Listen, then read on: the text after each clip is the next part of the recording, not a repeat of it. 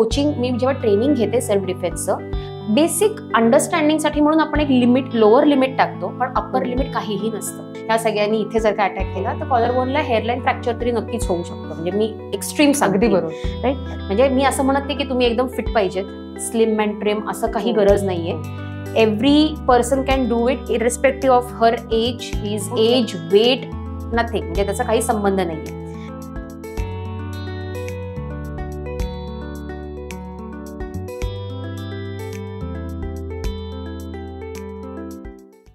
नमस्कार. वेद थिएटर निर्मित आजच्या या वेद पॉडकास्टमध्ये तुम्हा सगळ्यांचं मनपूर्वक स्वागत. गेले कैक एपिसोड विविध क्षेत्रात काम करणाऱ्या अनेक मान्यवरांशी आपण गप्पा मारत आहोत. त्यांच्या कामाविषयी त्यांचे अनुभव आपण ऐकत आहोत. आजचा त्यातलाच हा पुढील भाग, न्यू एपिसोड, न्यू टॉपिक. खरं तर आजचा विषय हा आपल्या परिचयाचा, परंतु आपल्या सोयीचा किंवा सरावाचा असेलच असं नाही. परंतु ह्या विषयाविषयी अवेअरनेस असणं खूप महत्वाचं आहे. आजचा आपला विषय आहे आत्मसंरक्षण. आणि आज ह्या विषयावर आपल्याशी गप्पा मारण्यासाठी आले आहेत national judo gold medalist and national coach Purva Mathew Lohakare. Hello Purva, आजच्या भागात तुझं मनापासून स्वागत. थँक्यू. खरं तर तुझ्या कामामुळे तुझी स्वतःची अशी स्वतंत्र ओळख आहेच, परंतु नवनवीन जॉईन होणाऱ्या आपल्या पॉडकास्टच्या प्रेक्षकांसाठी तुझा अल्प परिचय करून देते. येस. वयाच्या 6व्या वर्षापासून आपल्या वडिलांकडून जुडोचं प्रशिक्षण पूर्वानी घ्यायला सुरुवात केली. MA political science, MA economics तसंच स्पोर्ट्स सायकोलॉजी ह्या विषयाचं सुद्धा तिने प्रशिक्षण घेतलं आहे. अनेक जुडो कॉम्पिटिशन मधून गोल्ड मेडल, सिल्वर मेडल अशा अनेक पदकांची ती मानकरी आहे. एशियन युथ जुडो कॉम्पिटिशन 2007 मधला बेस्ट प्लेयर ऑफ एशिया हा पुरस्कार सुद्धा तिला मिळाला आहे. मुंबई विद्यापीठातून गुणवंतीबेन मेहता पुरस्काराने तिला सन्मानित करण्यात आलं आहे. अनेक शाळा, संस्था, कॉलेजेस यांच्या मार्फत सेल्फ डिफेन्स ट्रेनिंग ती देत असते. She is a black belt holder.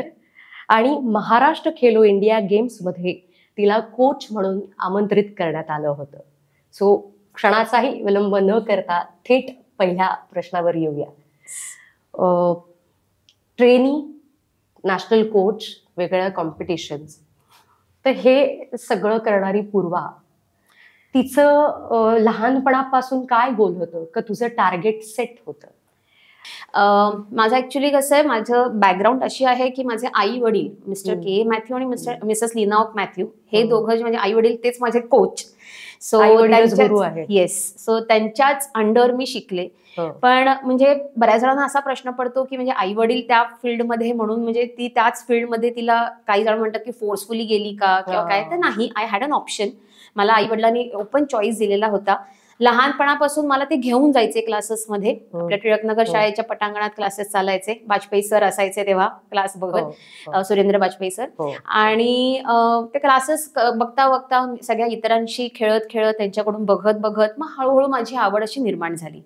पण तेव्हा चालायचं ते karate.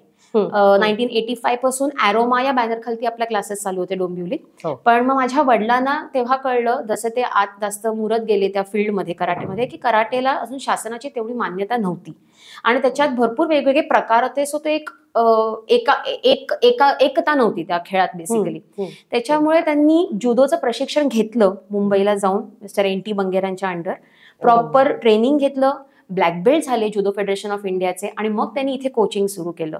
So I started directly with the judo, कारण की 1990 पासून जुदोचं ट्रेनिंग सुरू झालं आणि आय एम बॉर्न 92. म्हणजे असं म्हणायला हरकत नाही की तुझ्या वडिलांची लेगसी तू पुढे नेतेस, पण इथवर लिमिटेड किंवा सीमित न राहता आनंदाची गोष्ट ही आहे किंवा अभिमानाची गोष्ट ही आहे की आपल्या देशाला तू रिप्रेझेंट केलंय. तर तो क्षण आणि तो अनुभव थोडक्यात आम्हाला सांगू शकशील की कसं वाटलं तुला?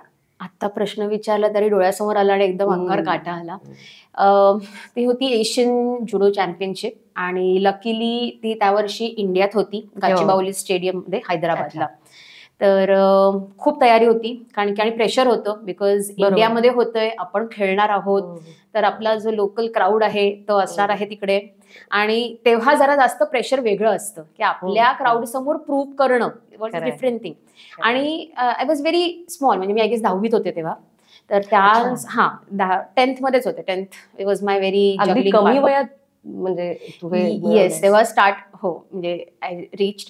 आणि म्हणजे माय लक म्हणा किंवा माझ्यावर घेतलेली जी मेहनत आहे माझ्या गुरूंनी आणि बाकी इतरही गुरूंचं जे मला हातभार लागलेले आहेत त्यांच्या ट्रेनिंगमध्ये, आमच्या नॅशनल कॅम्प्समध्ये, त्याच्यामुळे जुडो एशियन जुडो कॉम्पिटिशन मध्ये मला गोल्ड मेडल लागलं. आणि ते मेडल म्हणजे विनर डिक्लेअर केल्यानंतर मी जरा म्हणजे आय वॉज मिक्स्ड इमोशन्स, म्हणजे थोडं असं आनंद, थोडंसं असं भरून आलंय, असं वेगळंच होतं ते. आणि त्याच्यानंतर ते शब्दात मांडता येणार नाही.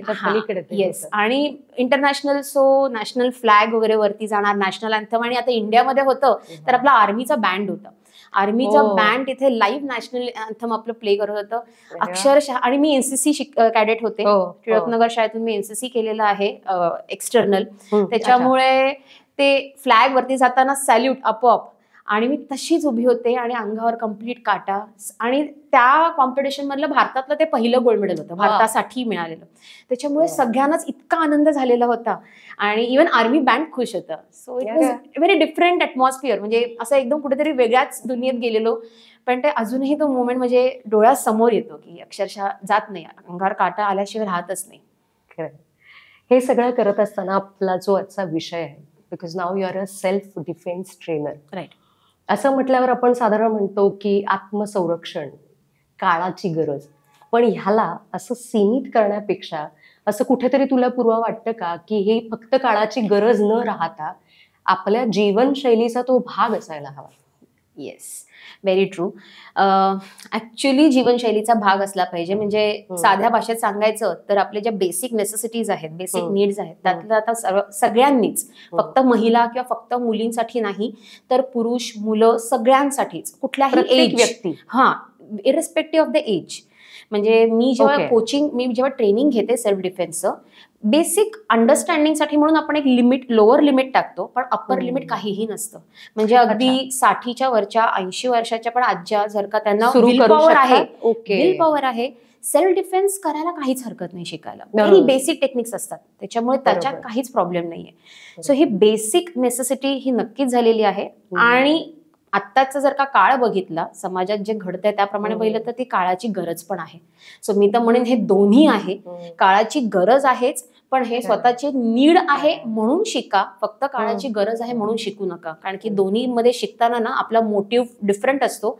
तर आपलं त्याच्यामध्ये आपण जे 100% देऊ ते बेसिक नेसेसिटीमध्ये जास्त देऊ काळाच्या गरजपेक्षा. काळाची कोणाकोणाला गरज आहे असं तुला वाटतं पूर्वा? नाही, मी मगाशीच म्हटल्याप्रमाणे एव्हरीवन म्हणजे आपल्याला माहितीये की आपण आधीच्या काळी ना लाठीकाठीचं प्रशिक्षण व्हायचं. केरळमध्ये पारंपरिक खेळ आहेत. येस, सो ह्या सगळ्या आपल्या कुस्ती, हे सगळे ज्या गोष्टी आहेत ना, ह्या आधीपासून म्हणजे आपल्या स्वातंत्र्यपूर्व काळात पण आपल्या जे लाठीकाठीचं प्रशिक्षण दिलं जायचं महिलांना पण स्वतःच्या संरक्षणासाठी, हे तेच आहे की स्वतःचं संरक्षण स्वतःला करता आलं पाहिजे. ही जी कल्पना आहे ही आत्ताची असं नाहीये, ही आधीपासून रुजवलेली आहे. फक्त कसं आहे, प्रत्येक जण आपापल्या सोयीने करतंय, ज्यांना करायचं ते करतायत. बाकीच्यांना ज्यांना अजून स्वतःच्या काय म्हणतो जास्त जवळ ती गोष्ट पोहोचलेली नाहीये, त्याचं महत्व त्यांना पटलेलं नाहीये, ते लोक ह्याकडे अजून वळत नाही. त्याचा awareness correct day by day खरा वाढायला. पण कसं आहे, एखादी गोष्ट आपल्यावरती आल्यानंतर, तो प्रसंग आपल्या सोबत किंवा आपल्या ओळखीच्या व्यक्तीसोबत घडल्यानंतर डोळे उघडून शिकण्यापेक्षा थोडं आपल्याकडे नॉलेज जर का आधी असेल तर त्याच्यात काहीच हरकत नाही. पण आपण म्हणूया की तुझ्याकडे हे नॉलेज आहे, you are a well trained person. पण ज्या आमच्यासारख्या किंवा सामान्य व्यक्ती आहेत, त्यांना जेव्हा हे असं येत नाही, तर त्या व्यक्ती सुद्धा सेल्फ डिफेन्स किंवा आत्मसंरक्षण करू शकतात का? आणि कशा प्रकारे करू शकतात? ओके, आता मी आधी प्रेक्षकांसाठी पहिले ह्या प्रश्नाचं मूळ बायफर्केट करते की ह्या प्रश्नाचा अर्थ असा आहे की मी जुडो ट्रेनर, मी जुडो शिकवते आणि तरी सेल्फ डिफेन्स कसं, म्हणजे ज्यांना जुडो येत नाही ते पण सेल्फ डिफेन्स कसं करू शकतात. तर डेफिनेटली जुडो हा मार्शल आर्ट आहे. It's one of the martial art. So त्याचा मेन पर्पज सेल्फ डिफेन्ससाठी आहे, नो Okay. डाऊट. हो, पण हो. आता त्याला खेळाचं रूपांतर झालंय, ऑलिम्पिक गेम आहे वगैरे सगळं, तो खेळाचं रूपांतर बरोबर. झालंय, म्हणून मुलांना फायदे पण मिळतात. बरोबर. पण जेव्हा येतो वेळ आपला सेल्फ डिफेन्सचा, स्वसंरक्षणाचा, तर त्याच्यात मी जेव्हा ट्रेनिंग घेते तेव्हा मी फक्त जुदो नाही घेत, मी किंवा आम्ही सकोणी आम्ही फक्त जुदो नाही शिकवत. तर आम्ही काय करतो, सगळ्या मार्शल आर्ट्स मधून जे सोप्या टेक्निक्स आहेत ते सगळे एकत्र करून त्याला आपण एक काय म्हणतो मॉड्यूल सारखं प्लॅन करून Okay. डिझाईन करून ते आपण शिकवतो. म्हणजे अजून ऑथेंटिक इन्फॉर्मेशन द्यायची म्हटलं तर माझी आई म्हणजे माझ्या मॅडम मिसेस लीना ऑक मॅथ्यू या महाराष्ट्र शासनाच्या स्वयंसिद्धा हा जो उपक्रम होता त्याच्या त्या ठाणे डिस्ट्रिक्टच्या कंट्रोलर होत्या. आणि त्याच्यामुळे महाराष्ट्र शासनाने जे मॉड्यूल डिझाईन केलेलं आहे प्रत्येक आर्ट मधून, म्हणजे तायक्वांडो म्हणा, जुदो म्हणा, कराटे म्हणा, अकिडो म्हणा, हे जे सगळे मार्शल आर्ट्स आहेत प्रत्येकातून काही काही जे छोटे छोटे मार्शल येस येस हे जे सोप्या ज्या टेक्निक्स असतील, जे ज्यांना काहीही बॅकग्राऊंड नाही अशीही व्यक्ती शिकू शकते आणि करू शकते, असे टेक्निक्स एकत्र आले. जेव्हा म्हणतो की ह्याला वयाची अट नाही, येस, तर कोणीही कुठल्याही वयात येऊ शकतं, तर मग हा प्रश्न पडतो की ह्याचं आता एकदम सिम्पल एक्झाम्पल म्हणजे आपण ना कल्याण डोंबिवली महानगरपालिकेच्या सर्व महिला कर्मचाऱ्यांसाठी घेतलेलं होतं सेल्फ डिफेन्सचं ट्रेनिंग. 15 दिवसांचं आपण ट्रेनिंग घेतलेलं. बायकांना थोडी सूट दिलेली होती, ऑफिस आरच्या थोडंसं अगोदर 1-1.5 तास त्या यायच्या, करायच्या आणि तिथून मग त्यांना त्यांची हे व्हायची, रजा व्हायची. तर त्याच्यात एक आजी होत्या की त्या म्हणजे आजी असं म्हणता येणार नाही, आता 60 इज नॉट अ आजी एज, पण तरी की त्या रिटायर होणार होत्या. She was going to be turn 58 आणि त्या रिटायर होणार होत्या नेक्स्ट मंथ मध्ये. पण तरी त्यांनी पूर्ण ट्रेनिंग ते सक्सेसफुली पार केलं. त्यांनाही सेम प्रश्न होता फर्स्ट डेला की मी कसं करणार, म्हणजे खुर्चीवर बाजूला बसून होत्या. मग त्यांना थोडंसं मोटिवेट करून की नाही तुम्ही कराल जमेल, मग करून हळूहळू त्यांनी मग इन्व्हॉल्वमेंट दाखवलं आणि मग त्यांना जी मजा आली. आणि त्याच्यानंतर शेवटच्या दिवशी ज्या त्या आजींकडून आपल्याला जो कॉन्फिडन्स दिसला त्यांच्या बोलण्यातून, it was a very different thing. म्हणजे सेल्फ डाऊट करू नका, कारण की हे टेक्निक्स खूप सोपे आहेत. You will not believe. तुम्ही येताना तुम्ही काहीतरी ऐकून याल, कोणीतरी काहीतरी तुम्हाला सांगेल, घाबरवेल, नका ऐकू, नका लक्ष देऊ. टेक्निक्स खरंच खूप सोपे आहेत. त्याच्यामुळे तू छान शब्द वापरलास की सेल्फ डाऊट. त्याच्यावर मला हे फार विचारावंसं वाटतंय की कुठेतरी कॉन्फिडन्स आणि जागरूकता ह्याचं नेमकं महत्व स्वसंरक्षणामध्ये काय आहे? येस, खरंच आहे. आहे का? नेमकं काय? नाही, आहे. कॉन्फिडन्स म्हणजे बघा, सेल्फ डिफेन्स टेक्निक्स तुम्हाला बेसिक अगदी तुम्ही शिकले. आता तुम्ही किती दिवस शिकताय ह्याच्यापेक्षा तुम्ही किती ऍब्झॉर्ब करताय, किती ग्रॅस्प करताय आणि ते तुम्ही किती त्याचं रेग्युलॅरिटी प्रॅक्टिस करताय, सराव रियाज असावा. येस, सराव म्हणजे कसं पटकन ते बॉडी तुमची तशी फिरली पाहिजे.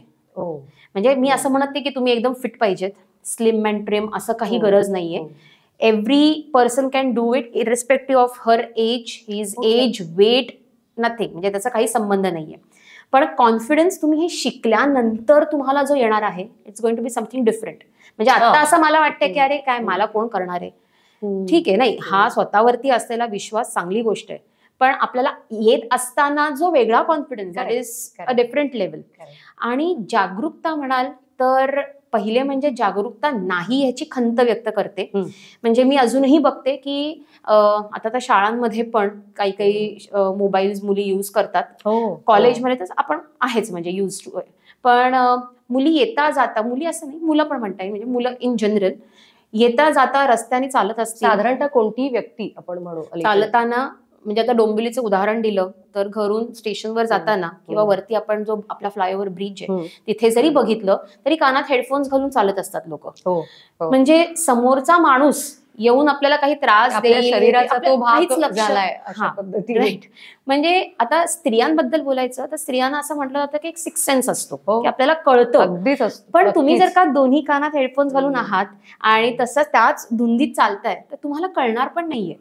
म्हणजे त्याच्यात एक सिम्पल टेक्निक आम्ही काय शिकवतो की तुम्ही ना येताना तुम्हाला जर का असं जाणवलं की कोणीतरी येऊन आपल्याला छेडणार आहे, छेडणं म्हणजे आता ओव्हरब्रिजवरती काय असं आपल्याला काही येऊन पकडणार वगैरे नाही, बाजूने येऊन चिमटी काढणं, असे सगळे किंवा असंच हात लावणं किंवा ओढणी उडवून जाणं, असे सगळे प्रकार होतात.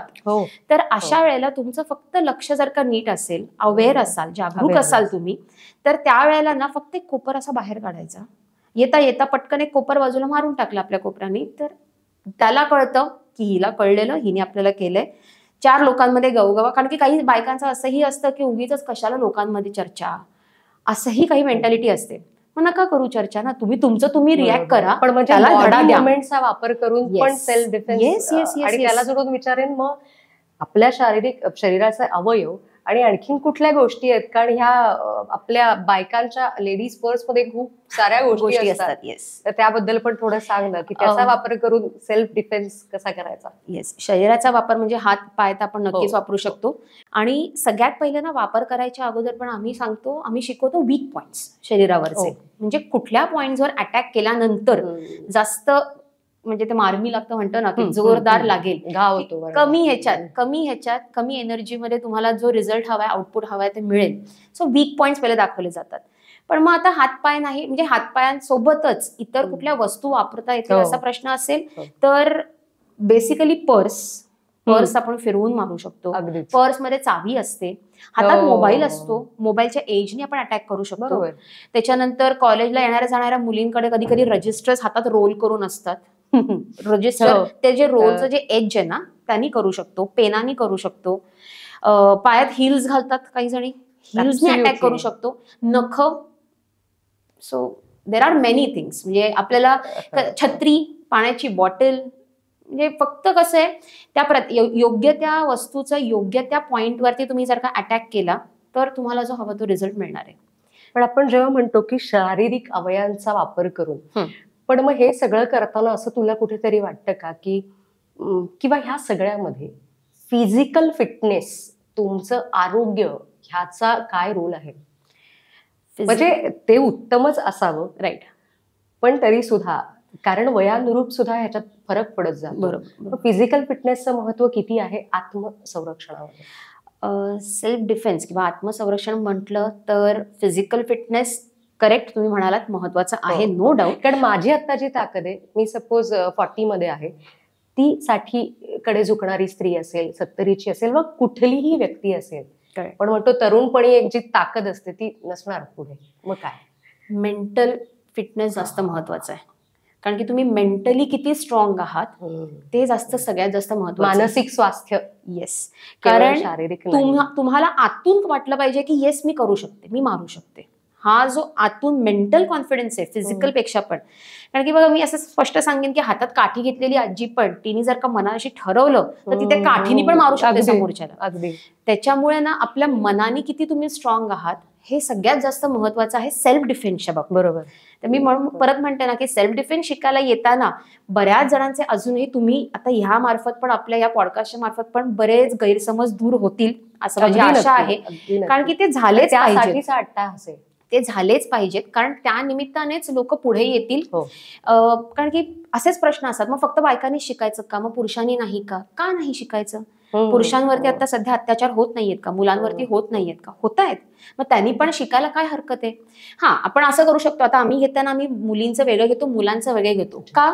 फिजिकल लिमिट्स वेगवेगळे आहेत. तर मुलींना आपण जे टेक्निक शिकवतोय ते टेक्निक्स मुलांवरती अटॅक करताना शिकवायला नाही जमत. आपल्याला मुलांसाठी थोडंसं अप्पर, कारण की स्ट्रेंथ फरक पडतो दोघांचा. मग मुलींचा अटॅक करण्याचे जे स्ट्रेंथ आहे, मारण्याचा जो अप्रोच आहे तो वेगळा असतो, मुलांचा वेगळा असतो. सो लिटिल चेंज, पण गरज सगळ्यांना आहे. पण मला सांग, हे सगळं करत असताना कधीतरी अचानक अटॅक होतो, पण तो अटॅकर हा दरवेळेस जर का मी त्याला अपोज केलं तर तो सुद्धा अलर्ट होणार की. मग जर का त्याचाही प्रतिकार जर तेवढा असेल तर त्याचंही प्रशिक्षण ह्या ट्रेनिंग मध्ये दिलं जातं का? येस. आता कारण दरवेळेस, कारण समोरचा हा प्री प्लॅन सुद्धा करू शकतो, त्यामुळे तो सुरुवातीपासनं पूर्ण अलर्ट असणार की मला एखाद्या व्यक्तीला त्रास द्यायचाच आहे. करेक्ट. त्यावेळी काय करायचं? त्यावेळेला हेच एक उपाय आहे की आपल्यावरती कॉन्फिडन्स ठेवायचा. ती जी सिच्युएशन आलेली आहे त्या सिच्युएशन मध्ये आपल्याला जे योग्य वाटतं तसा डिसिजन घ्यायचा.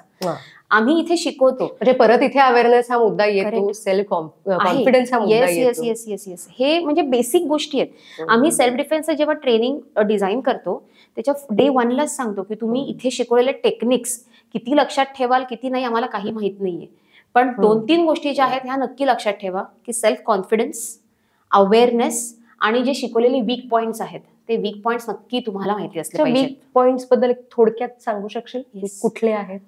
आता ह्या वीक पॉइंट्स वरती आपण हातापायाने पण अटॅक करू शकतो आणि मी मगाशी सांगितल्याप्रमाणे ज्या वस्तू आपण वापरतो त्याचाही.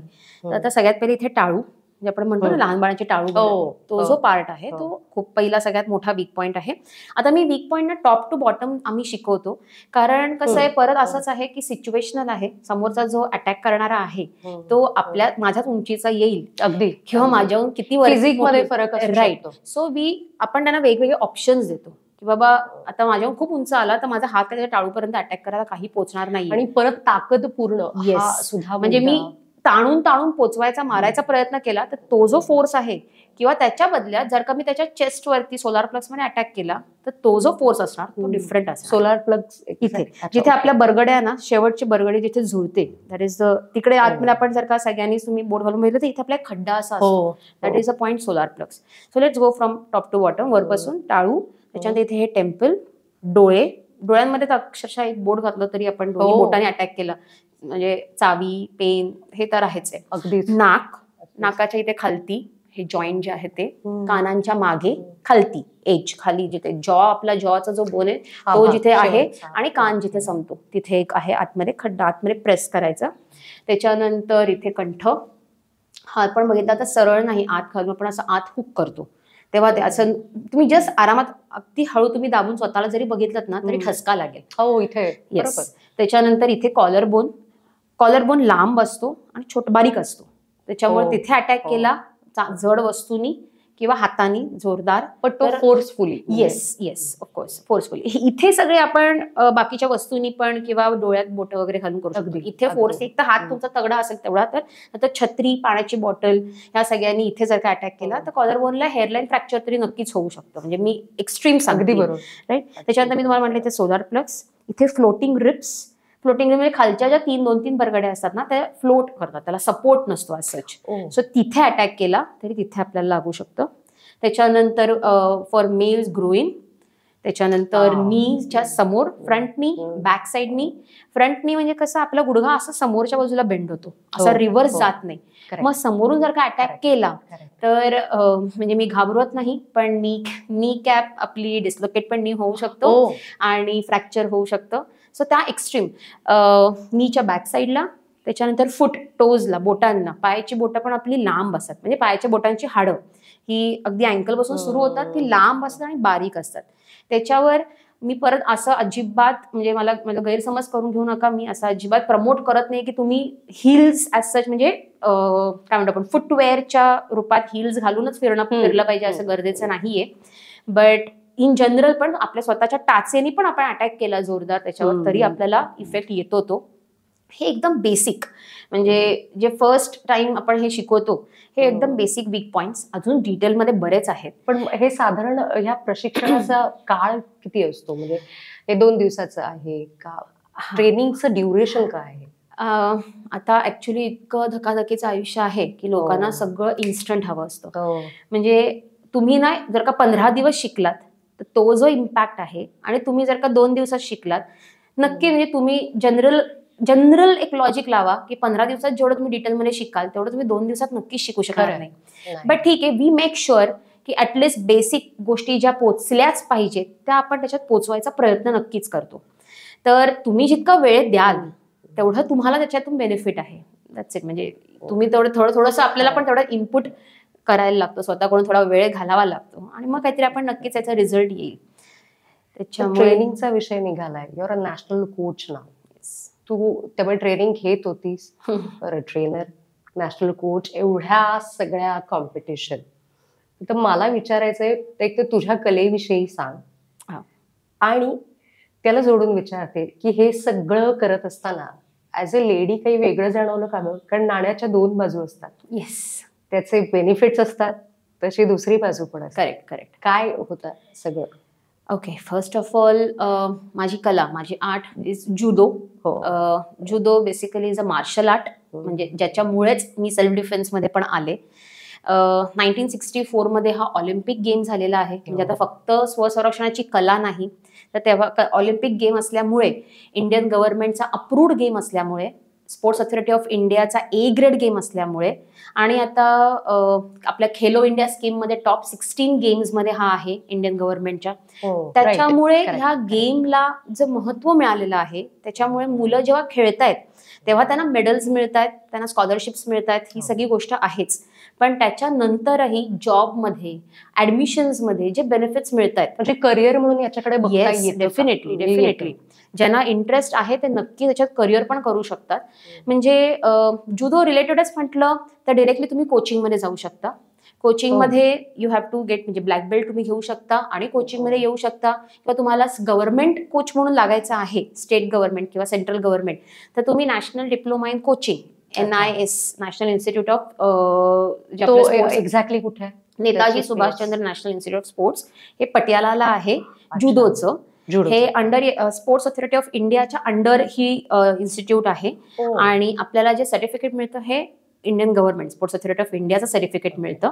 सगळ्या गेम्सचे कोचेसचं ट्रेनिंग तिकडे होतं. वर्षभराचा हा कोर्स ट्रेनिंग. येस, वर्षभराचा कोर्स असतो. एंट्रन्स टेस्ट होते आणि मग तिथे फक्त तुम्हाला जुडो म्हणजे आता आम्हाला फक्त जुडो नाही शिकवलं गेलं. जुडो आम्हाला म्हणजे तसं पहिलं तर मला ऑलरेडी येत होतं. बट माझा तिथे जाण्याचा कल ह्याच्यासाठी होता की त्याच्यासोबत आम्हाला sports nutrition, sports diet, sports psychology, त्याला पूरक सगळ्या फिटनेस, येस सगळ्या गोष्टींचं आपल्याला नॉलेज येतं चांगलं. म्हणजे एक कोचकडे ज्या बेसिक माहिती असते म्हणजे of course we have dietitians, we have psychologist, आम्ही पण त्यांच्याकडेच देतो, डॉक्टर्सकडेच घेऊन जातो. पण एक फर्स्ट एड आपल्याला माहिती असलं पाहिजे कोचला. सायकोलॉजिकली पेरेंट्सना कसं डील करायचं, मुलांना शाळेचा अभ्यास आणि कॉम्पिटिशन जेव्हा हे सगळं एकत्र येतं तेव्हा आम्हाला पेरेंट्ससोबत खरंच बसून बोलावं लागतं की नाही, वी अश्युअर देम की नाही हा मुलगा करेल, अभ्यास पण करेल. सो असं अजिबात नाही. म्हणजे मी माझ्या स्वतःच्या एक्सपिरियन्स म्हणून सांगेन, मी 10वीत असताना मगाशी तुम्ही ऐकलंच असेल की त्याच वर्षात मी इंटरनॅशनल पण खेळले, 2 नॅशनल झालेल्या होत्या. सो जून टू डिसेंबर मी शाळेच्या बाहेर होते, कम्प्लीट कॉम्पिटिशन म्हणजे नॅशनल कॅम्प हे ते सगळं करत. जानेवारी शाळेत गेले, मार्चमध्ये SSC बोर्ड, सो मार्चमध्ये एक्झाम्स होत्या बोर्डच्या, तरी मी 92% स्कोर केलं 2 महिन्यात फक्त अभ्यास करून, जानेवारी फेब्रुवारी. सो फोकस वाढणं मला असं वाटतं हा केवढा बेनिफिट आहे. हा गैरसमज आहे की एक खेळाडू हा चांगला स्कोर करू शकत नाही का किंवा हा अभ्यासात चांगला नसू शकतो, हा मोठा गैरसमज. करिअर करणाऱ्या सगळ्या व्यक्तींसाठी किती महत्वाचं आहे हे. नक्कीच. कारण एक प्लेयर आहे ना, आपोआप टाइम मॅनेज करायला लागतो. बिकॉज एक सिम्पल गोष्ट सांगते, जर का मला शाळा करून यायचंय आणि मला संध्याकाळी क्लबला जायचंय प्रॅक्टिसला, तर मध्ये जो मला वेळ आहे त्याच्यात मला शाळेचा होमवर्क, आता ट्युशनचा होमवर्क सगळं करूनच मला आई पाठवणार आहे हे जेव्हा मुलाला माहिती असतं तेव्हा तो बरोबर मॅनेज करतो कारण त्याला खेळाची ती आवड असते. So it's the benefit. म्हणजे हा इनडायरेक्ट इम्पॅक्ट होतो त्यांच्यावरती. कमी वेळात जास्त अभ्यास करायचं क्षमता येते मुलांकडे आणि हे सगळे बेनिफिट्स आहेतच. सो हा खेळ म्हणून इतका चांगला आहे की सेल्फ डिफेन्स होतं, कॉन्फिडन्स वाढतो. खेळ म्हणून हा चांगला आहे, मुलांना बेनिफिट्स लॉंग टर्म मिळतात. म्हणजे आमचे क्लासचेच एक स्टुडंट्स, गौरी कुलकर्णी, कांचन कुलकर्णी, डोंबिवलीलाच आपल्या आर्मीमध्ये लागलेल्या, तिथे त्यांना त्या ट्रेनिंगमध्ये जुडोचा फायदा झाला. आपल्याच क्लासचा एक स्टुडंट अजूनही इंडियन एअरफोर्समध्ये आहे. तो ऑल ओव्हर इंडिया रँकिंगमध्ये 7th आलेला होता एअरफोर्सच्या. आपल्या जुडोच्या ट्रेनिंगवरती आपल्या एक सिनियर लागलेली होती जेट एअरवेज मध्ये सिक्युरिटी ऑफिसर म्हणून, आता ती वरच्या पोस्टला आहे. याचे काही सारे करिअर ऑप्शन म्हणजे खरंच खूप आहेत. आता तर म्हणजे UPSC MPSC ह्या पण तुम्हाला इथे जायचं असेल तर शासनाचा गव्हर्नमेंटचा हा अप्रूव्ड गेम असल्यामुळे हा खेळ गव्हर्नमेंट जॉब्स मध्ये पण आहे, 5% रिझर्वेशन मध्ये पण हा आहे. सो म्हणजे पेरेंट्सना मला सांगायचं आहे की तुमच्या मुलांना जर का टाकायचं आहे तर हे फक्त तुम्हाला मुलगा खेळतोय तोपर्यंतच नाही, तर त्याच्यानंतरही तुमच्या मुलासाठी भले जुडोमध्ये करिअर नाही करायचंय पण असे पण त्यांना बेनिफिट्स नक्कीच मिळणार आहेत. पण आता करिअर किंवा पेरेंट्सचा हा विषय झाला, हे झालं की करिअरसाठी सुद्धा किती फायदेशीर आहे. करेक्ट. पण कुठेतरी एक वेगळं विचारत आहे, कारण खास करून ह्यात मुलींची संख्या आता दिवसागणिक वाढतीये आणि ती खूप आनंददायी गोष्ट आहे, ती वाढायलाही हवी आहे. पण हे सगळं ट्रेनिंग करताना, हे कुठेतरी एक फिटनेस करताना आपण म्हणतो ना की व्यायामाने एक शरीर कमावलं जातं, तुमचं तसं एक बॉडी स्ट्रक्चर. तर कुठेतरी आपण म्हणतो ना आजकाल हे ट्रोलिंग होतं, तर तुला कुठेतरी तुझ्या घरातनं ती लेगेसी होती, पण पाठवणाऱ्या पालकांच्या मनात हा प्रश्न असू शकतो की आता हिचं कसं होणार. याला काय उत्तर देशील? हे या ट्रोलिंगला काय उत्तर आहे तुझ्याकडे? पहिले म्हणजे खरं तर ही थोडीशी पालकांच्या ह्याच्यात येणारी भीती असते. Correct correct. त्यात चुकीचं काही नाही. पण तुझ्याकडे आज कैक जणी एक प्रेरणा म्हणून बघतात. येस. त्यामुळे ते जास्त महत्वाचं ठरेल तुझ्याकडनं आले तर. म्हणजे तेच मी मगाशी कारण आता तुला मुलगी आहे. करेक्ट. तुझी कला तू तिच्याकडे पास ऑन करतेस. अशा कैक मुली तुझ्याकडे होतात. येस. काय सांगशील? मगाशी तुम्ही मला विचारल्याप्रमाणेच ना, की मी आता जे ट्रेनर झालीये, तर एक फिमेल ट्रेनर याचा पण एक मला ड्रॉबॅक्स पेक्षा ना फायदा जास्त काय वाटतोय, की मुली जास्त अट्रॅक्ट व्हायला लागल्यात. पेरेंट्स अजूनही आपल्याकडे समाजात असंच जरा समज आहे की अरे मेल कोच आहे, मग तो कसं शिकवणार. म्हणजे ट्रस्ट मी की अशा सगळ्या गोष्टी नाही होत या खेळात. पण ठीक आहे, म्हणजे माझ्यामुळे हा आमच्या क्लबसाठी हा फायदा झालेला आहे की मुली, म्हणजे फक्त मुली नाही तर मला सांगायला खूप आवडेल की आमची एक स्टुडंट, तिचं लग्न वगैरे झालं, मुलगी झाली, आता तिला 6-7 वर्षांची मुलगी आहे. तर त्या मुलीसाठी तिने आमच्याकडे येऊन एन्क्वायरी केली. मुलीला क्लासमेट टाकलं. ती 6-7 वर्षांची, म्हणजे ती लोकल कॉम्पिटिशन्स वगैरे खेळते, छान मेडल वगैरे घेते, मस्त मजा. आणि तिच्यामुळे हिला परत, म्हणजे जी आमची एक स्टुडंट होती तिला परत जॉईन करायची इच्छा झाली आणि तिने आता जॉईन केलं. आणि आता जॉईन फक्त केलं नाही तर मुलगी पण कॉम्पिटिशन तिच्या एज ग्रुप प्रमाणे खेळते आणि तिची आई तिच्या एज ग्रुप प्रमाणे. आणि ती स्टेट लेवलला ह्याच वर्षी आमच्या 50व्या राज्यस्तरीय स्पर्धा होत्या जुदोच्या, त्या स्पर्धेत तिने कांस्य पदक मिळवलं तिच्या आईने. अरे वा. सो कसं आहे, म्हणजे एक विल पॉवर जी असते, बरोबर आहे, ती तुम्ही थोडक्यात म्हटलं तर जर का एखाद्या मुलीला शिकवायचं आहे तर त्या आईमध्ये असली पाहिजे. आईची जी इच्छा असेल ना तर नक्कीच मुलगी करू शकते. वडिलांची असतेच, वडिलांचं एका मुलीकडचं प्रेम, मुलीवरचं जे प्रेम आहे ते वेगळं आहे. अगदी. पण आईकडे बघून जी मुलगी शिकणार आहे ते वेगळं आहे.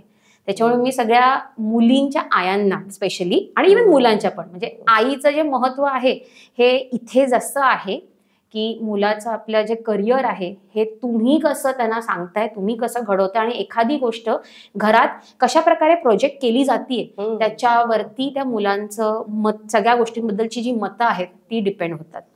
सो फिजिक तुम्ही जे म्हणताय फक्त फिजिक वरती नका डिपेंड राहू. सी कसं आहे, म्हणजे जुडो प्लेअर म्हटलं किंवा कुठलाही प्लेअर म्हटलं तर तुम्हाला थोडं फिटनेस करणं गरजेचं आहे, because you have to sustain in that competition. शेवटी ती कॉम्पिटिशन आहे. पण त्याचा अर्थ असा नाही की अचानक तुमचं काहीतरी मुलीचं शरीर एकदमच वेगळं होईल.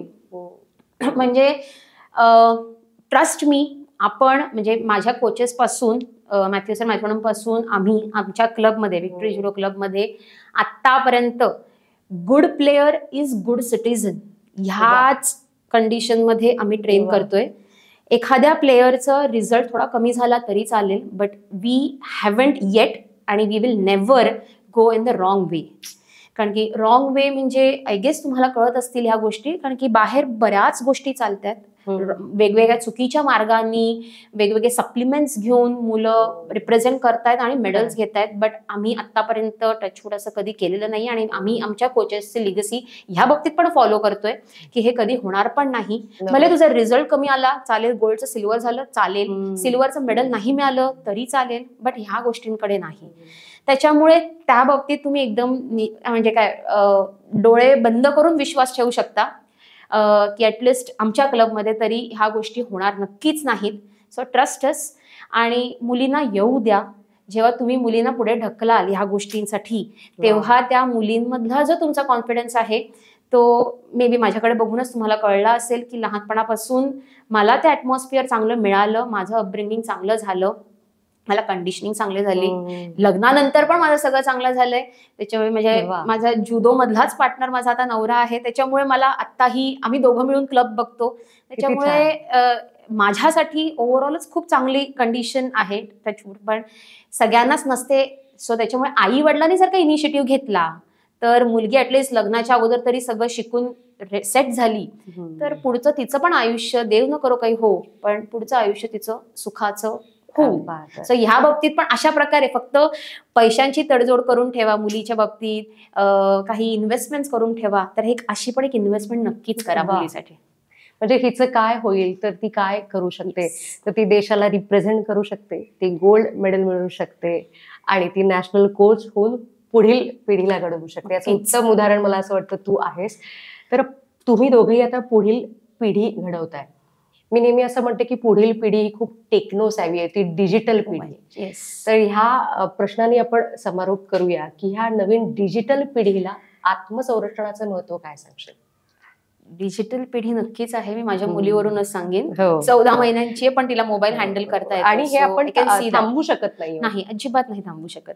बट ऍटलिस्ट वी कॅन कुठेतरी लिमिट करू शकतो ह्या गोष्टींना. आणि हे इथे परत ना पेरेंट्स म्हणून आमचाच एक रोल मोठा ठरतो की आम्ही काय कुठल्या गोष्टी दुहेरी जबाबदारी येते का की Yes. पालक म्हणूनही आणि गुरु कोच म्हणून? हा, म्हणजे आता मला आता कळतं की माझ्या आई वडिलांनी मला कसं ट्रेन केलं असेल. कारण माझ्या वेळेला पण असंच असायचं की लोकांना वाटायचं की अरे हे घरात पण हेच बोलत असतील. तर नाही, असं नसतं. म्हणजे क्लबमध्ये जी गोष्ट संपते ती संपते. घरात आई वडील असतात, त्यांचं आता मला आता कळते की त्यांचे रोल्स बरेच वेगळे असतात, त्यांच्या डोक्यात बऱ्याच गोष्टी वेगळ्या चालतात. त्याच्यामुळे आत्ताच्या मुलांना पालकांनी एवढी एकच गोष्ट शिकवावी की बाबा तुम्ही खेळा, पण जाऊन मैदानावर खेळा. घरात बसून मी अजूनही आत्ताही बघते माझ्या सोबतचे जे म्हणजे माझ्या सध्या सेम फेज मध्ये असलेल्या ज्या मदर्स आहेत, लहान बाळांच्या आया, त्या आम्ही बघतो की खात नाही तर मोबाईल दिला जातो. म्हणजे खूपच मे बी आता ती पूर्ण घातक आहे. आणि ती आपण ऍक्च्युली आपणच सवय लावतोय. खात नाही म्हणून टीव्ही लावून द्या, किंवा बेसिक आधीच्या काळात जेवताना आपण टीव्ही बघत नव्हतो, नाही बसून ना एकत्र गप्पा मारायचो. 32 वेळा चावून खा ही जी पद्धत ही मी अजूनही खूप मिस करते. म्हणजे मी पण माझ्या घरात पण हे करायचा प्रयत्न नक्कीच आम्ही करतोय आता हळूहळू. पण जर का अवॉइड करता आलं तेवढं अवॉइड करा, एकमेकांसोबत डिस्कस करा. मुलांना तुम्ही जसं वागाल ऍज अ पेरेंट किंवा जे गार्डियन मोठे घरातले आहेत ते मुलं आपोआप फॉलो करणार आहेत, इररेस्पेक्टिव्ह ऑफ द एज. म्हणजे लहान मुलांना असं आपण म्हणतो कधी कधी की ओरडून शिकवता येतं, मोठ्यांना नाही करता येत एका वयानंतर. पण लहान मुलांना पण ओरडण्याची वेळ का आली पाहिजे? लेट देम फॉलो यू ना, तुम्ही करा, कृतीतून कळू दे. सो ह्या गोष्टी खूप महत्वाच्या आहेत पेरेंट्ससाठी. आणि नक्कीच अजून शेवटचंच सांगेन की एखादा तरी खेळ मुलांना खेळू द्या. आणि जो जाऊन बाहेर म्हणजे ऍक्च्युअल खेळ, मोबाईल गेम हे ते नाही, व्हिडिओ गेम्स नाही, ते ठीक आहे, that is their leisure part. पण तुम्ही तुमचं जे फिजिकल फिटनेससाठी म्हणा किंवा एक कला म्हणतो ना आपण, जसं मुलं काही डान्स करतील, काही आता ड्रामा, आपलं आता आपण वेदच्याच प्लॅटफॉर्मवर आहोत. सो इथे ही पण हरकत नाही कला शिकणं. कारण एक कला का असावं पाहिजे की आता जे धकाधकीचं आयुष्य आहे, माणूस काम करून आल्यानंतर स्वतःच्या मनासाठी, मेंटल फिटनेससाठी, मेंटल रिलॅक्सेशनसाठी ना एखादी कला येणं हे सगळ्यात जास्त महत्वाचं आहे. मग तो खेळ असू दे, म्युझिक असू दे, ड्रामा असू दे, डान्स असू दे, काहीही असू दे. पण नक्कीच एका कुठल्या तरी गोष्टीची तरी आवड मुलांना लावा, जेणेकरून त्यांचं आयुष्य पुढे, कारण की आत्ताच आपण बघतोय किती स्ट्रेसफुल लाईफ चालू आहे. वी नेव्हर नो पुढे अजून किती स्ट्रेस येणार आहे आपल्या मुलांच्या आयुष्यात. सो लेट्स काहीतरी आपण चांगलं द्यायचा प्रयत्न करू. आपण जे फेस करतोय ते ऍटलीस्ट आपल्या मुलांना तरी करू नये, एवढंच. वाव, कारण प्रश्न खूप आहेत. पण आपल्याला शेवटी वेळेचं गणित हे पाळावंच लागतं. परंतु आज वेळात वेळ काढून तू आलीस आणि इतकं छान आम्हाला मार्गदर्शन, आमच्याबरोबर गप्पा मारल्यास. त्यासाठी आमच्या संपूर्ण वेदच्या टीम तर्फे सर्वप्रथम जे मनापासून आभार मानते. थँक्यू. आणि तुझ्या पुढील वाटचालीसाठी मनापासून शुभेच्छा. एक छान गिफ्ट आहे तुझ्यासाठी. मानसी केतकर यांचं मॉम्स क्रिएशन नावाचं व्हेंचर आहे. त्या प्रीमिक्स प्रॉडक्ट तयार करतात. त्यांचं जी पिठं आहे त्यातलं भाजणीचं गिफ्ट तुझ्यासाठी. सो हे तुझ्यासाठी. थँक्यू. कसं वाटलं आम्हाला जरूर सांग. याचाही आस्वाद घे. नक्की. याचा आस्वाद तुम्ही सुद्धा घेऊ शकता. त्यांच्या फेसबुक पेजची लिंक आम्ही डिस्क्रिप्शन मध्ये देणार आहोत. आणि कसं वाटलं तुला आज वेद भेट? कसं वाटलं आमच्या प्रेक्षकांनाही कसं वाटलं? जेणेकरून तुम्ही लाईक करा, शेअर करा. येस, खरंच खूप मजा आली. म्हणजे फर्स्ट ऑफ ऑल प्राजक्ताताई तुझं खूप खूप आभार. कारण कसं आहे, इंटरव्ह्यू घेताना किंवा बोलताना समोरच्या बोलणाऱ्याला जर का जास्त वेळ दिला ना तर आम्हालाही बरं वाटतं. हे सगळीकडे होत नाही. So first of all thank you. Ved अकॅडमीचे पण खूप खूप धन्यवाद की त्यांनी असा विषय त्यांच्या पॉडकास्ट चॅनलवरती या प्लॅटफॉर्मवरून मांडण्याचा पहिले म्हणजे विचार केला आणि ते कृतीतून त्यांनी आता हे करून दाखवलंय. सो खरंच थँक्यू संकेत आणि मधुरा. खूप खूप थँक्यू तुम्हाला. आणि प्रेक्षकांना खरंच धन्यवाद. आणि मी ह्याच्या अगोदरच पण ह्याचे सगळे सेशन्स ऐकलेले आहेत. विषय खूप वेगवेगळे आहेत आणि खरंच महत्त्वाचे विषय टच करतायत ते. सो नक्कीच प्रत्येकाने त्यांचं चॅनल लाईक, शेअर, सबस्क्राईब करा, कारण तुम्हाला वेगवेगळ्या विषयांची माहिती मिळेल. आणि खरंच तुमचं जे आयुष्य आता सध्या जे आपण वेगवेगळ्या गोष्टींकडे रील्सकडेच बघत चाललोय, त्याच्यापेक्षा जर का असे जर का विषय आपण थोडेसे बघायला लागलो तर खरंच आपलं थोडंसं लाईफ चेंज होईल. सो नक्कीच थँक्यू. आणि तुम्हाला पण काही प्रश्न असतील तर तुम्ही नक्कीच खालती कमेंट बॉक्समध्ये टाकू शकता. आम्ही नक्कीच त्याच्यावरती रिप्लाय नक्कीच करू. So thank you. Thanks a lot. So आजचा भाग तुम्हाला कसा वाटला आम्हाला जरूर सांगा. त्यासाठी आमच्या चॅनलला लाईक करा, शेअर करा, सबस्क्राईब करा, जेणेकरून पुढचे सगळे अपडेट्स तुम्हाला येत जातील. तुमच्या मनातही काही प्रश्न असतील, काही विषय असतील, कमेंट्समध्ये आम्हाला जरूर सांगा, जेणेकरून नवनवीन विषय घेऊन पुढील वेद थिएटर निर्मित वेद पॉडकास्टमध्ये आम्ही तुम्हाला भेटत राहू. तोपर्यंत स्टे ट्यून्ड.